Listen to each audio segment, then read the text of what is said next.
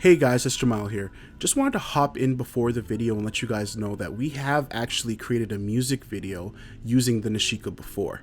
It's called Withdraw by Kevin A. It's right here, so feel free to check it out. It's a great example for how creative you can actually get using this camera. And if you guys want any information on how we actually created this video in full, feel free to comment down below and we'll either create a video or just reply to your comment or come up with some type of good way to talk about this, possibly even on the podcast. So yeah, feel free to let us know what you thought of the Kevin A Withdraw music video and if you are interested in learning more about it. Anyways, I'm going to stop talking. Let's get back to the edit for your Nishikas. Take it over, Zach.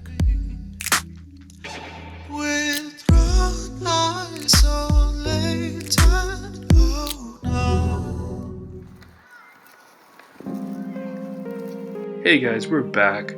We just got our photos developed and scanned. They look pretty good to me.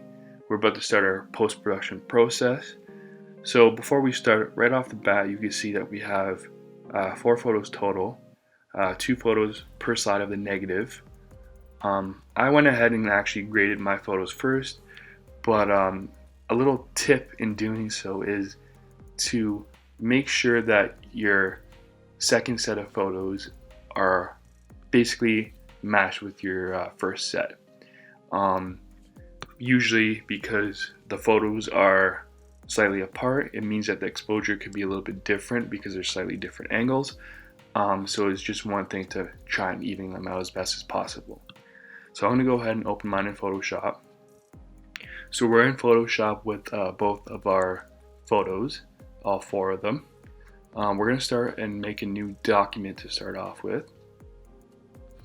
I like to do 3000 by 3000 pixels with a 300 ppi. It's a pretty high resolution, and the reason why I do that is because our photos are slightly smaller than that, so it gives us a little bit of wiggle room when we're editing our photos, and that's why it's asking or saying that its depth is a little bit different.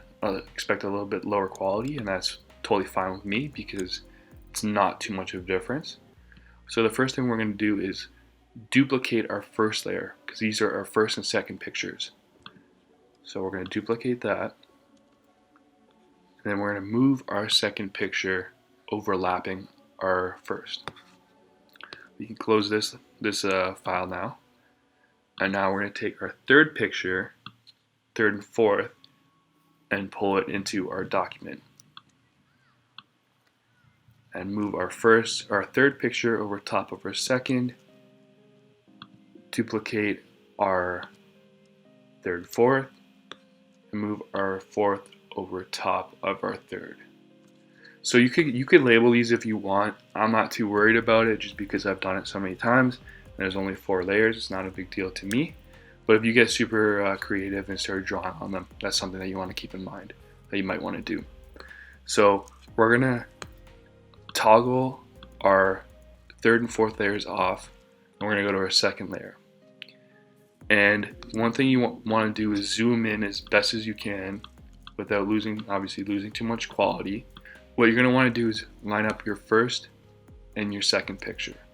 So we're going to go on our second layer, and we're going to go down to around 45 to 47%, I think works best.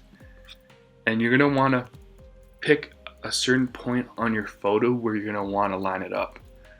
I find that eyes work the best because it means that they don't distort their faces as much because it's a stereoscopic picture, right? So it might do a couple weird things with people's faces, and people don't really tend to like that. So I think the eye is a good place to start. So I lined up Jamal's face of the second picture with the first, and as you can see when you zoom out, most of the picture is lined up properly where it looks like it's embedded together. You can see that the fence is a little bit different, but that's because there's the depth with the fence. So we're going to take the opacity again and move it forward, and now you can see that it goes left to right. So that's how you know that you're doing it right. So now we're going to take the third picture, lower the opacity again to 45 to 47%.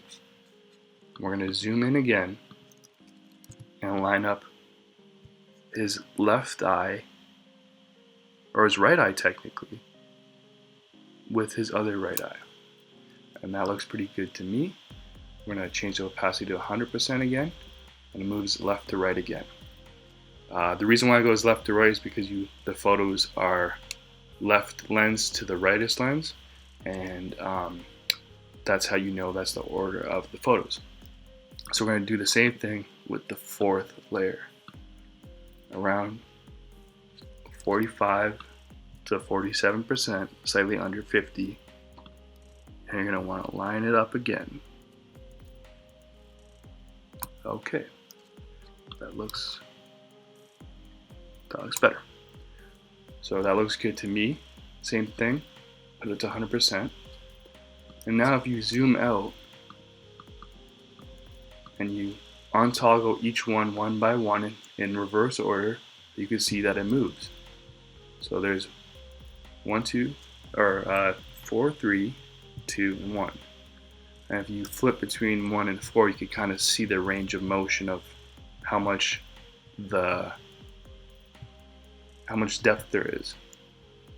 So what we're going to do is untoggle 2, 3, and 4. We're going to zoom out a little bit, and we're actually going to crop in on our first picture.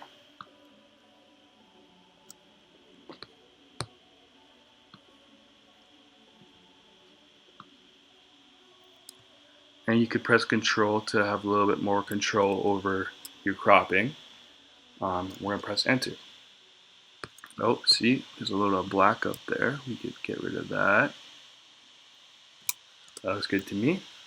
And now you're going to press the fourth layer, toggle that on, and untoggle your first layer. And now you can see that there's a little bit of a difference of positioning, and that's what happens because the lenses are slightly apart. We're going to crop that in as well. Looks good to me. So now you can see the difference between the first and the last layer.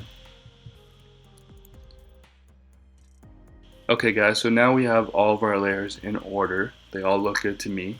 And now what you could do is save it as a Photoshop file. Let's get super creative here and put his name and put in fences. I don't know, something just stupid I usually just do just so it's easy to remember. So we could just save that as a Photoshop file. See, it's saving. And then you could do save as JPEG. And what we're going to do is, there's actually a different method that most people do, which is making a timeline on Photoshop. I personally don't like that. I like keeping timelines for the video editing softwares. So that's something that I avoid. So I just do it this way. And this is my method. You could choose a method that you guys like better, but this is the way I do it. So Jamal in fences 1 for the first frame. Save that. 2. Save as.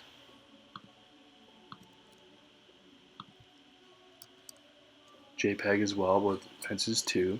So for the second frame. And then we're going to repeat that process for all the other photos.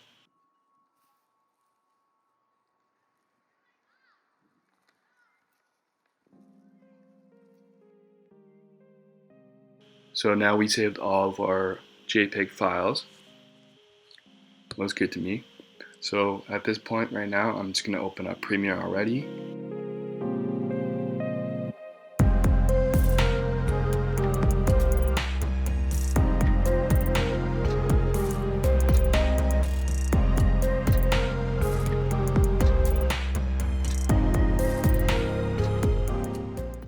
Hey guys, so now we're in Premiere.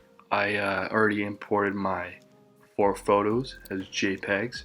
I started a new project, and if you guys already know how to use Premiere, you guys know how to do both those things.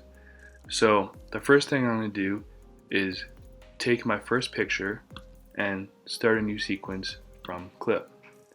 So now you can see that I have all 4 pictures in here, and they're in order as well. So if I play that quick, you can see all 4 pictures move fast. So the thing I like doing is actually having each picture 2 frames long. And just for me, it's my preference, but you could definitely do whatever you guys like. So we have 1, 2, 3, and 4. So if we move across, you can see all of them in order. So now what we're going to do is take the 4th picture and add it to the end, duplicating the 4th one.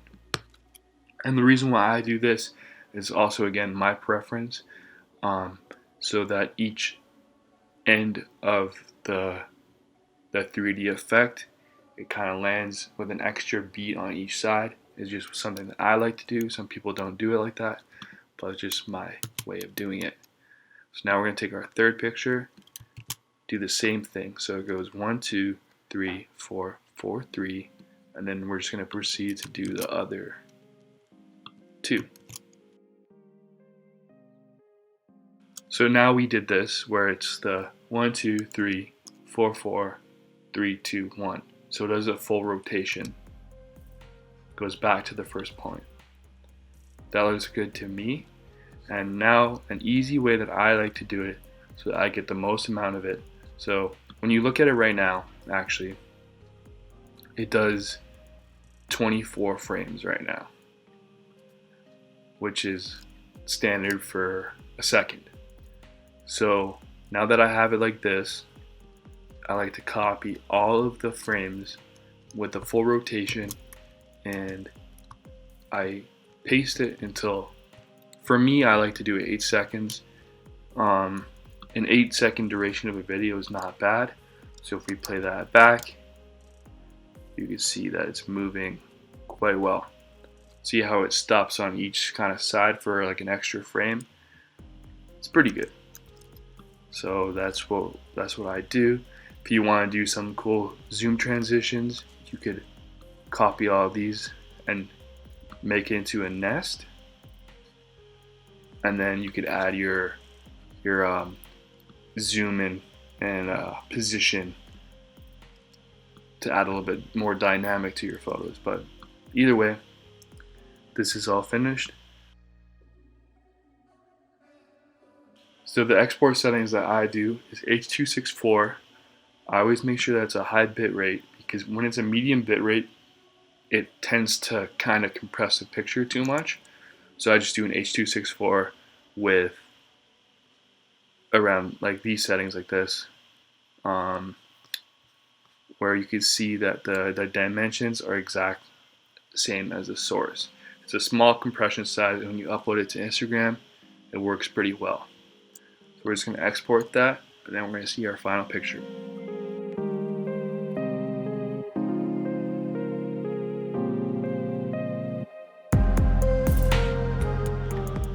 So we exported our video, and this is what it looks like.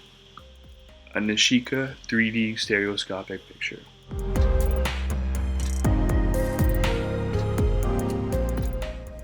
Alright guys, I hope you really liked that video.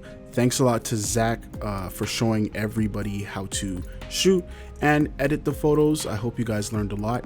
If you do have any other questions about the Nishikas, whether that be taking photos or the editing process, feel free to hit us up in the comments down below or in our DMs. I'll throw up everybody's Instagram tags here for you right now.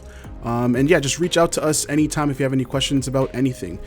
That's what we're here for. So have a great day, and I hope you enjoyed the video. Catch you in the next one.